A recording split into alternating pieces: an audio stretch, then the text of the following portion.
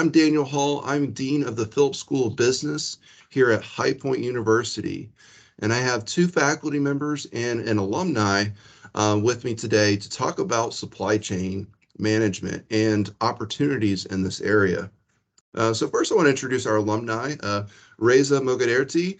And I had the privilege of working with Reza on a little project called Econ Apps, where we designed economics experiments for the iPad when the iPad was relatively new.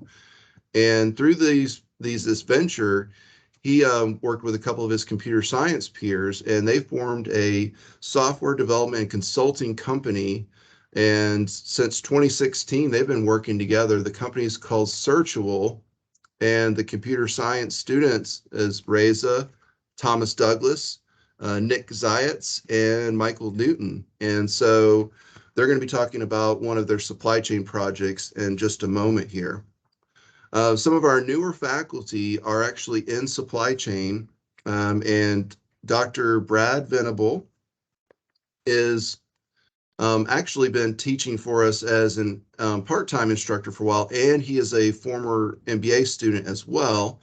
Today, he's serving as assistant professor of the practice of management, and he has his career and then with Penn Engineering and Manufacturing, short PEM. And during his many years at PEM, he spent times in various roles that led to the proven success that he practices today. This includes engineering and quality systems management, applications and sales engineering management, manufacturing process engineer, and quality control engineer. And so right now he is teaching solely in our MBA program, and he is talking about opportunities with our supply chain management concentration in this session as well. He earned his PhD in manufacturing technology management from Indiana State University. And as I mentioned, he got his MBA here. And so he also has his undergraduate degree in mechanical engineering from the University of North Carolina at Charlotte. Also new to the team is Dr. Jason Williams, also assistant professor of the practice of management. And he has had his experience as a process improvement manager for Walmart e-commerce, has worked for Lowe's home improvement supply chain and distribution operations. He's also served 14 years in the U.S. Army Reserve as logistics officer, and even served in Iraq, where he managed large-scale logistical operations as part of the Quartermaster Corp. And thank you for your service, Dr. Williams. And also, he earned his doctorate of business administration with a specialization in global supply chain management from Walden University, has a master's of science in management and leadership from Western Governors University, and he has his roots and as a Bachelor of Biblical Literature at Ozark Christian College. And he's fighting all types of inefficiencies with his Lean Six Sigma black belt. All right, so we'll get it started here with a question for Brad. Based on your practical experience, what that was previously mentioned in the introduction, what are your plans for growing and generating the experiential learning aspect that is needed in today's classroom at High Point University? Well, that's a great question. As you stated in my introduction, in my 20 years or so, off and on, I was teaching as an adjunct while I was still in the manufacturing sector. When I would teach at night, I usually taught Tuesday, Thursdays, 5:30 section. I would typically bring experiences from my career at Penn Engineering. For instance, if we were covering like logistics, we would talk about different modes of transportation. I would give specific examples of how we did that throughout the day, the challenges that we faced, things of that nature. So the other items that we covered were outsourcing. Outsourcing is very important. Some people take it for granted because they don't understand what the need for outsourcing is. And I would explain that. So those are the opportunities that I took advantage of. The other part is that we're going to get to in a second, I hope, are the experiential learning opportunities that we've been taking advantage of with taking field trips this past semester that we feel were very successful, going to different local businesses and getting the students to be able to see specific activities that relate to operations and supply chain. So that's what I feel like I've been able to bring to the classroom to help. And it's been based on the feedback that I've received from the students, it's been very helpful. Well, that's great. Well, so you've had Dr. Williams in partnership with you on experiential learning. And so, Dr. Williams, why do you see the need to go beyond the normal classroom environment or setting to get students excited about becoming part of the supply chain and logistics disciplines that are being planned at High Point University? Yeah, good question, Dr. All. I think kind of off of what Dr. Venable commented on, about the need for field trips, the need to get outside of the four walls of the classroom is more important, especially in supply chain. One, it generates the excitement needed. Two, it kind of puts it in perspective.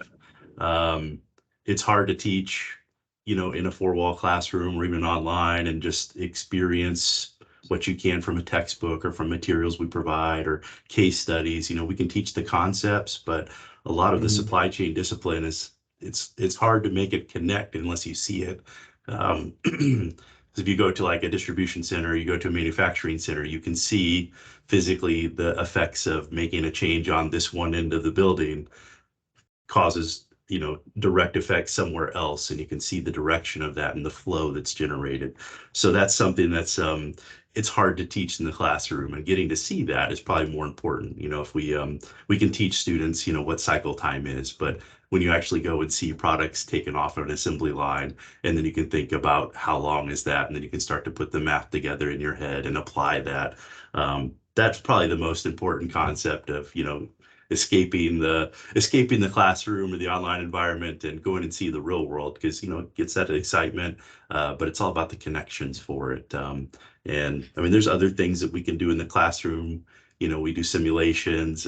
We just closed up in my supply chain and operations class a simulation running a business for a couple weeks, and the students get to see that the effects that they do for moving staffing around and how that affects profit and that kind of thing. What things they're ordering, and again, we're teaching different chapters, different concepts, but when you put them all together, it's really about managing the operation. So it's a much broader application and more important to go see how it's done. So I think the field trips in that aspect have been a huge benefit for the students. Can you all briefly mention the places that y'all took on field trips this fall? We took groups to FedEx Express. We took Core Technology, which is a injection molding facility, Old Dominion, the national trucking carrier. Where else? Off the top of my head, jump in there, Brad. If you, Contour? yeah. Yeah. Contour, which used to be VF Corporation, their research and development site is here in Greensboro. Obviously, their manufacturing is typically in Mexico, but we were able to see how they designed the jeans, how they would set up the processing space, and then transfer that technology down to Mexico with the new design of jeans, the new design of equipment. That was really neat to see that. And then the FedEx, they were able to see the planes, how the unloading and loading. Next year for Old Dominion, this year we went to the corporate headquarters, which was great. Next year, we're actually going to go to their sites where they unload the trucks and do the transferring of the freight and make it part of their business model, which is LTL, less than load carrier.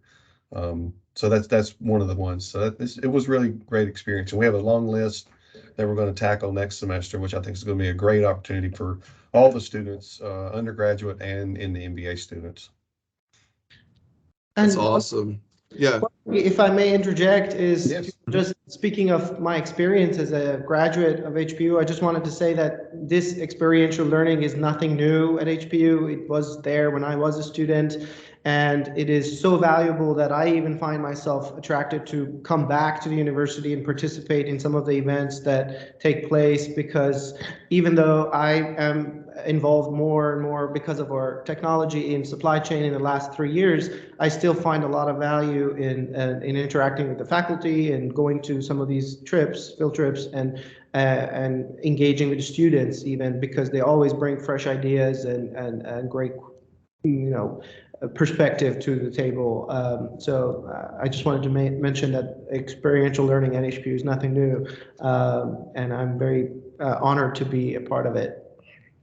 Yeah, not only is Reza a consumer of experiential learning, he is also a producer of experiential learning, because the Econ Apps project was take the textbook of supply and demand, and X marks the spot for the price and the quantity, but markets don't see that.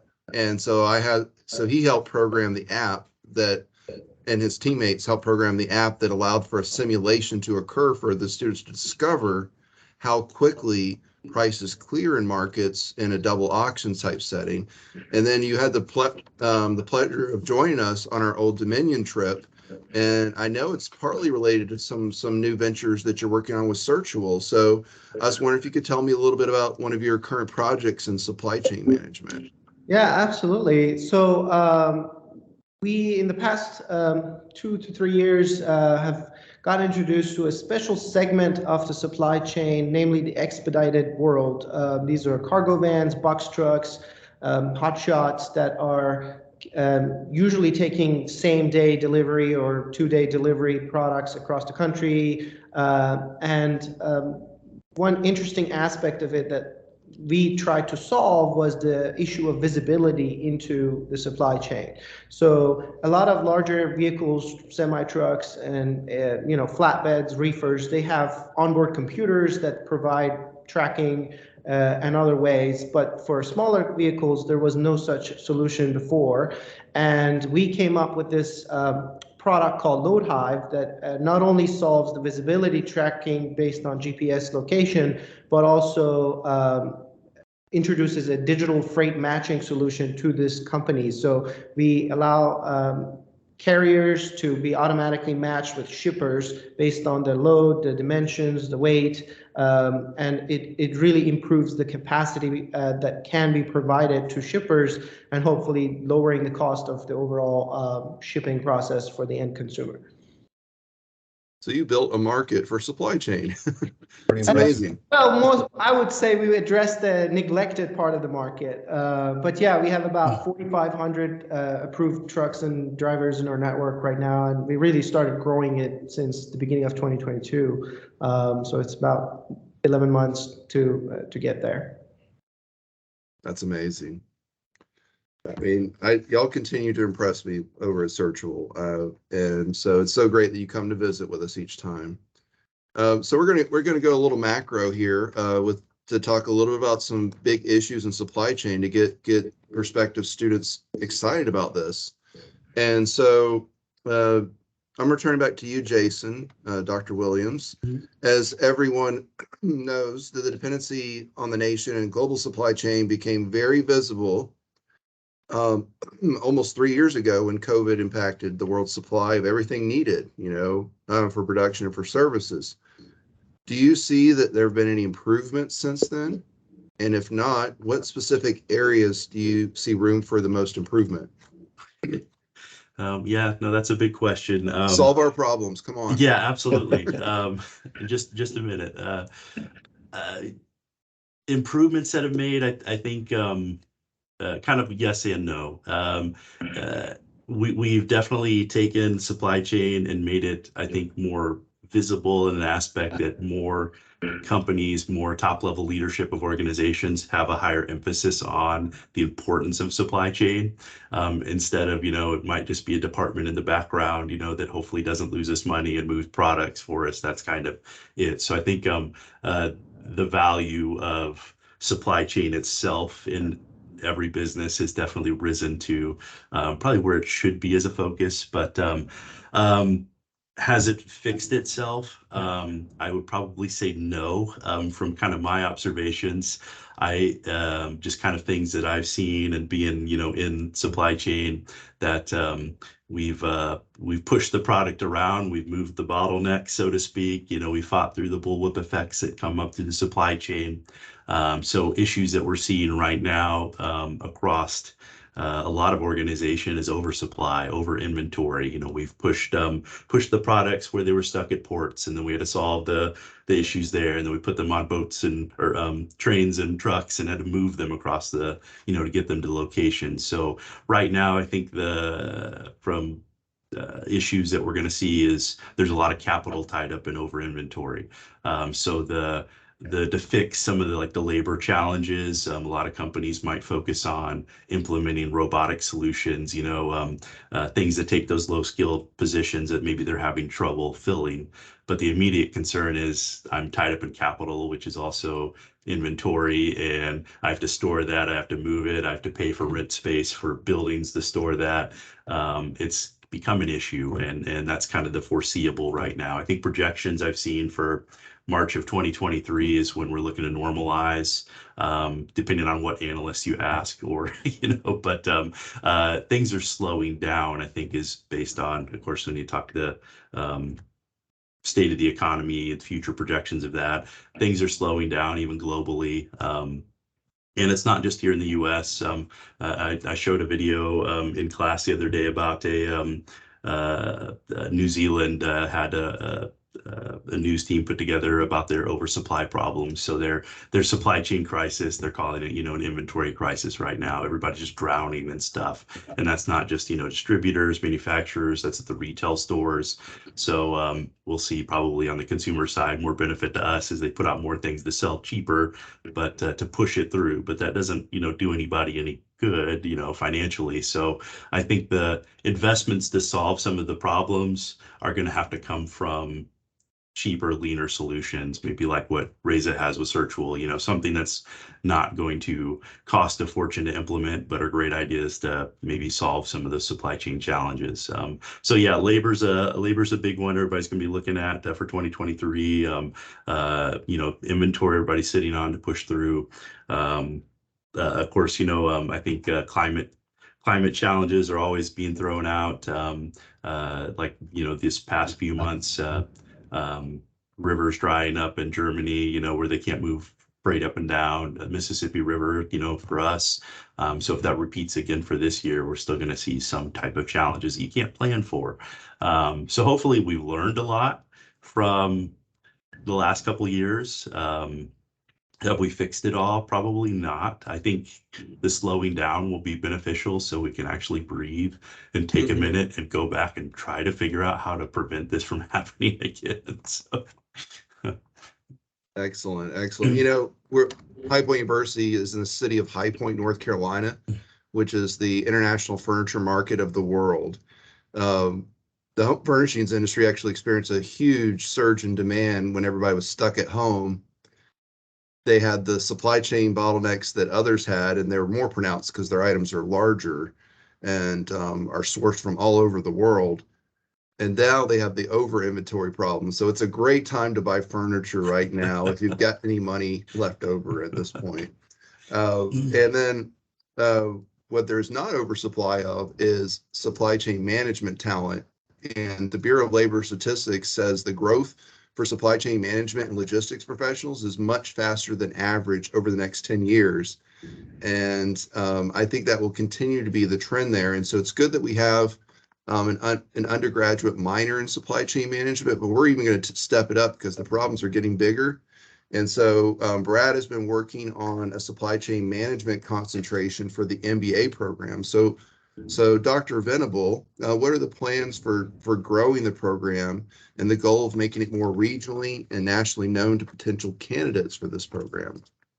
Well, for starters, we had a great conversation yesterday with Lenovo, and that was brought on to us by Gartner Research. So we're going to take advantage of the data and the networking that's being provided by Gartner and other folks, and also continuing to visit, the Research Triangle Park, companies within our area with Salem, Greensboro, High Point, the Triad, and get those opportunities for those management trainee positions for the undergraduate students. And then also go into the companies and find out for those individuals that are interested in these growing positions within supply chain logistics and wanting them to be able to gain more knowledge about their current position and grow, gain the MBA, be able to move into a management position like myself. After I graduated with my MBA here at High Point, I immediately went into a management position because that was required indirectly, but it also helped very, very much. Yeah. So that's one of the things that I want to, get out there and network. You and I have something we're going to go to next week at the Chamber of Commerce in High Point.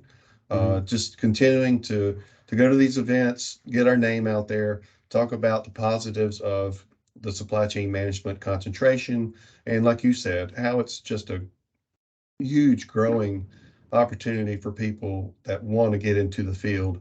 And I think Dr. Williams and I, we've seen within his classroom, within his students, the interest that has increased just over the last 3 months. With Dr. Williams bringing his experience into the classroom, giving his stories, and then also, with us visiting these field trips, just keep the steam rolling. You know what I mean? So I think that's going to be the positive side for High Point University. The networking, the trips, the staying in contact. Like what we have planned for next spring. We're going to go to Lenovo, visit them very soon. I think that was like I said, that was a great meeting we had yesterday.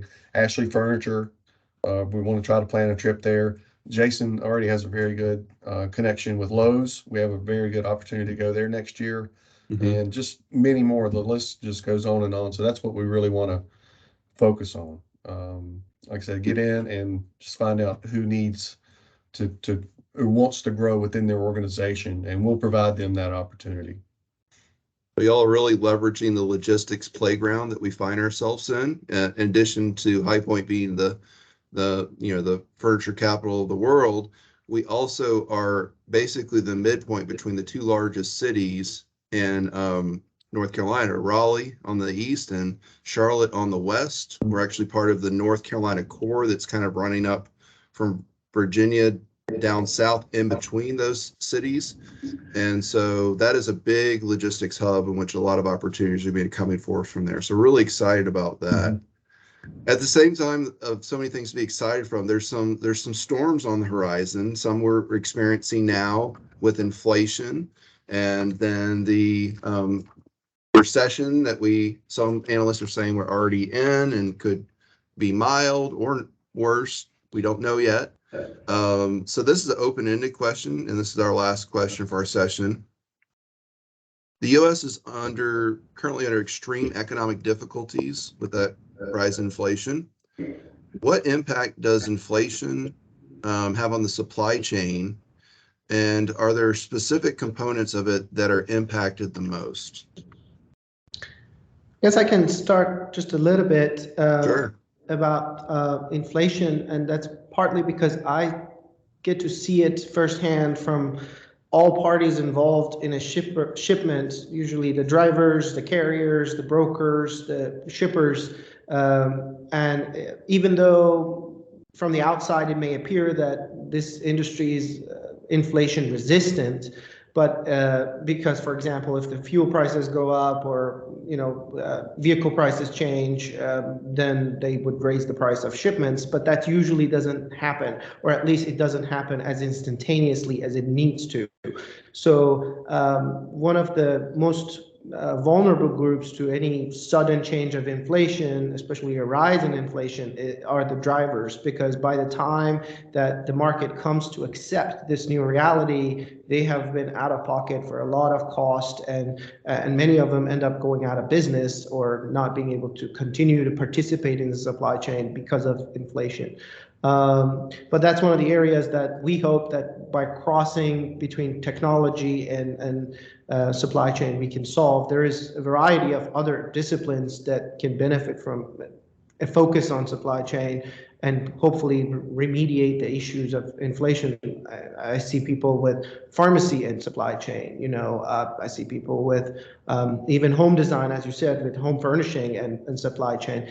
People who have that interdisciplinary knowledge can try to inform the shippers and the brokers in advance and keep them ahead of the consequences of a change in inflation, because based on what I see, usually the drivers are the ones hit the hardest.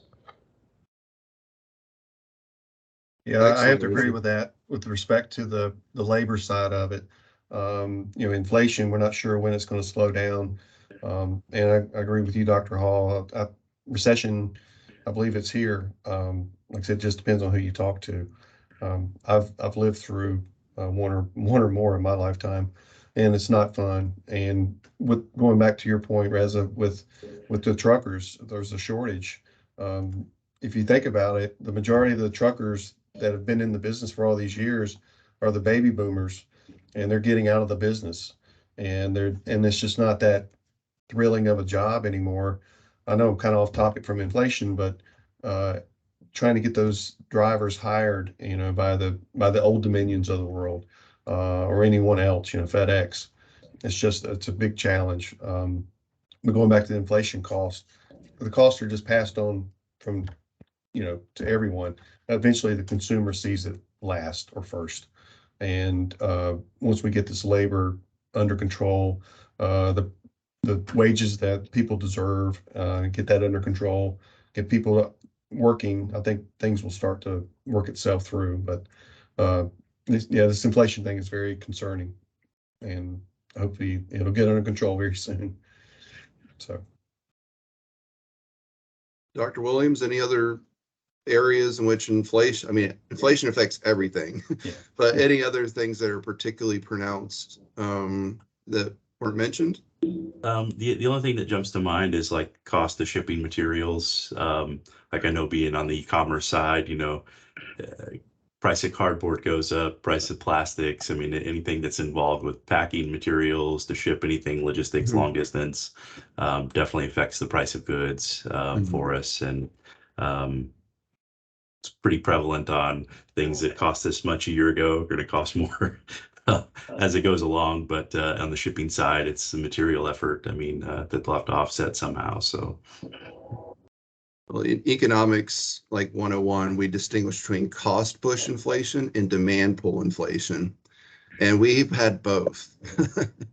And unfortunately, so we had a negative supply shock from the shutdown during the pandemic, and that snarled the supply chain and increased the cost push inflation rapidly.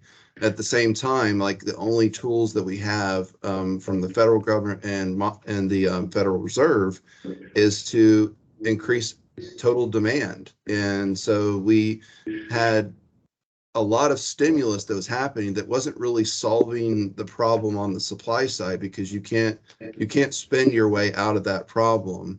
And there was so much pent up demand that the free credit and the pent up demand is going there. So I think that inflation will, on the demand side, is going to be tamed just from the reversal efforts of the Federal Reserve.